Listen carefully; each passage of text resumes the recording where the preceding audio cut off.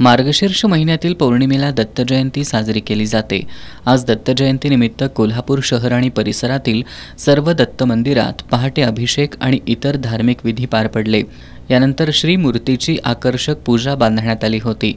Commerce कॉलेजला लागून असलेल्या श्री एकविरा दत्त भिक्षालिंग मंदिरामध्ये पंचगंगा आणि कृष्णा नदी यांचा संगम आणि त्यामध्ये दत्त महाराज विराजमान झाल्याची पूजा बांधण्यात आली होती।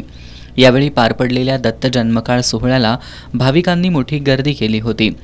जन्मकाळ सोहळ्यानंतर दिगंबरा दिगंबरा श्रीपाद वल्लभ दिगंबराच्या गजरात भाविक श्री दत्त महाराजांच्या मूर्तीचं दर्शन घेत होते। सकाळपासूनच भाविकांच्या दर्शनासाठी रांगा लागल्या होत्या।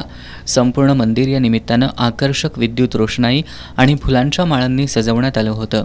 दिवसभर मंदिर परिसरात विविध धार्मिक कार्यक्रमांचं आयोजन करण्यात आलं होतं।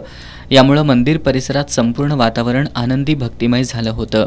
गगनबावडा तालुक्यातील गगनगिरी गडावर भक्तिमय वातावरणात आणि पारंपरिक पद्धतीनं दत्त जयंती साजरी करण्यात आली। या ठिकाणी भाविकांनी सकाळपासूनच दर्शनासाठी गर्दी केली होती। भाविकांना गगनबावडा इथून सुमारे 1.5 ते 2 किलोमीटर अंतरावर वाहनं पार्किंग करून चालत गडापर्यंत जावं लागलं होतं। दिवसभरात लाखो भाविकांनी दर्शन घेतलं। त्यामध्ये मुंबई, पुणे, कोल्हापूर, रत्नागिरीसह कोकणातील भाविकांचा समावेश होता।